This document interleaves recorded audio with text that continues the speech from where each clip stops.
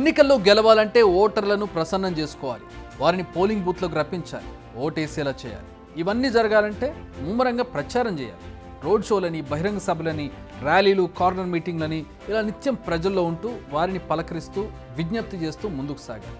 ఈసారి కూడా election commission schedule విడుదల చేసింది మొదలు నేతలు రోడ్లపై పడ్డారు. కానీ ఈసారి గతం కంటే కాస్త డిఫరెంట్గా ఉంది సీన్. ఎన్నికల ప్రచారం ఇప్పుడు కొత్త టర్న్ తీసుకుంది. ఒకప్పుడు సభలు సమావేశాలకే పరిమితమైన ప్రచారం ఇప్పుడు సోషల్ మీడియాకు కూడా విస్తరించింది. ఎందుకంటే విషయం ఏదైనా ప్రజలను చాలా ఫాస్ట్గా రీచ్ అవ్వాలంటే సోషల్ మీడియాను మించింది లేదు. అందుకే అఫీషియల్గానైనా అన్అఫీషియల్గానైనా తమను తాము ప్రమోట్ చేసుకునే పనిలో ఉన్నాయి పార్టీలు. ఇప్పుడు ప్రతి పార్టీ కూడా సోషల్ మీడియా వింగ్ను ఏర్పాటు చేసుకుంది. వాట్సాప్, ఫేస్బుక్, ఇన్స్టాగ్రామ్ ఇలా అన్ని సోషల్ మీడియా ప్లాట్ఫామ్స్లో జోరుగా ప్రచారం చేస్తున్నాయి పార్టీలు. అయితే బహిరంగ సభల్లో ఉన్నట్టుగా ఊకదంపుడు ఉపన్యాసాలుంటే సోషల్ మీడియాలో నడవదు. కొడితే ఏనుగు కుంభస్థలం అన్నట్టుగా మనం చెప్పాలనుకున్నది ఏంటో సూటిగా సుత్తి లేకుండా 30 నుంచి 60 సెకండ్లలో చెప్పేయాలి. రీల్స్తో పాటు మీమ్స్ కావచ్చు, స్పెషల్ సాంగ్స్ కావచ్చు, సీరియస్ ఇంటర్వ్యూస్, సెటైరికల్ ఇంటర్వ్యూస్ ఇలా రకరకాలుగా పార్టీలు ప్రజలను తమ వైపు తిప్పుకోవడానికి లేదా ప్రత్యర్థి పార్టీని బదనాం చేయడానికో పనిచేస్తున్నాయి పార్టీల సోషల్ మీడియా వింగ్స్. నేతలు తమ పర్సనల్ సోషల్ మీడియా అకౌంట్స్, పార్టీల అఫీషియల్ అకౌంట్స్తో పాటు ఆర్మీస్, ఫ్యాన్ మేడ్ హ్యాండిల్స్ అంటూ ఇంకా చాలా రకాలైనటువంటి అకౌంట్స్ మెయింటైన్ చేస్తున్నాయి.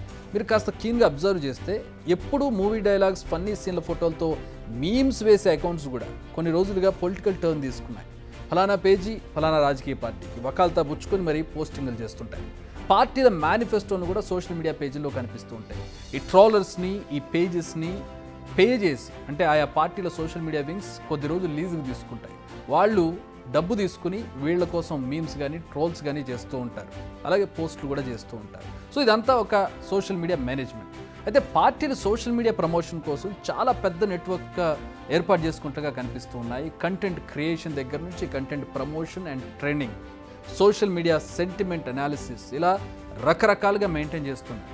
అందుకే ఓటర్స్ని ఆకట్టుకునేలా, ఆలోచింపచేసి తమకు అనుకూలంగా మార్చుకునేలా కంటెంట్ క్రియేట్ చేయడం, వాటిని సక్సెస్ఫుల్గా ప్రజలకు రీచ్ అయ్యేలా చేస్తున్నారు. నిజానికి సోషల్ మీడియా అనేది బయటకు కనిపించని డిజిటల్ ప్రపంచం. అందులో మనం పోస్ట్ చేస్తున్న, వైరల్ చేస్తున్న కంటెంట్ ఎంతవరకు టార్గెట్ ఓటర్లకు చేరుతుంది, ఒకవేళ చేరకపోతే ఎందుకు చేరడం లేదు అనే విషయాలను అనాలిసిస్ చేసేవారిని సోషల్ మీడియా సెంటిమెంట్ అనలిస్ట్గా చెప్పొచ్చు. ఇలా ప్రతి పార్టీ ఒక సెటప్ని ఏర్పాటు చేసుకుని ప్రస్తుతం ప్రచారాలు చేసుకుంటూ ఉన్నాయి. ఇలా రెడీ చేసిన కంటెంట్ను గూగుల్ యాడ్సెన్స్లోనూ డబ్బులు చెల్లించి Facebook link, YouTube link, Instagram link అందులో షేర్ చేస్తున్నారు. ఫర్ ఎగ్జాంపుల్, ఫలానా పార్టీ గురించి మనం సెర్చ్ చేయాలనుకున్నప్పుడు ఆ వర్డ్ టైప్ చేయగానే ప్రమోట్ చేయాలనుకున్న లింకులు హైలైట్ అవుతాయి. గూగుల్కి పే చేస్తే దీన్నే గూగుల్ యాడ్సెన్స్ అంటారు. ఇప్పుడు ఈ ట్రెండ్ కూడా నడుస్తోంది. ఇలా పర్సనల్గా యాడ్స్ ద్వారా సోషల్ మీడియాలో ప్రచారాన్ని దుమ్ము దులుపుతున్నాయి ఆయా పార్టీలు. ప్రస్తుతం ప్రచారం దగ్గర పడుతుండడంతో అన్ని పార్టీలు జోరు పెంచాయి. బహిరంగ సభలు, రోడ్ షోలను పెంచాయి. At the same time social మీడియాలో కూడా ప్రచార ఊపు పెరిగినట్టుగా కనిపిస్తోంది. కావాలంటే చూడండి, మీకు కూడా సోషల్ మీడియాలో నోటిఫికేషన్స్తో పాటు ఛత్తీస్గఢ్, చండీగఢ్ కేంద్రంగా ఉన్న నెంబర్ల ద్వారా ఎక్కువగా ఫోన్స్ వస్తూ ఉంటాయి. వాళ్ళు ఫోన్ చేసి ఫలానా నేతను మాట్లాడుతూ ఉన్నాను, నాకు ఓటేయండి, ఈ రకమైన లేదంటే సర్వే గురించో ఇలా రకరకాలుగా ఫోన్ కాల్స్ వస్తూ ఉంటాయి. నిజానికి మీడియా మానిటరింగ్ కమిటీ పేరుతో ప్రింట్, ఎలక్ట్రానిక్ మీడియాపై అనేక ఆంక్షలు అమలు చేస్తున్న ఎలక్షన్ కమిషన్. కానీ సోషల్ మీడియాపై ఎలాంటి కంట్రోల్ లేదు. అందుకే అభ్యర్థులు తమ ప్రచారం అంతా సోషల్ మీడియాలో ఎక్కువగా చేసుకుంటున్నారు. ఇందుకోసం ఎక్కువగా ఖర్చు చేస్తున్నారు కూడా.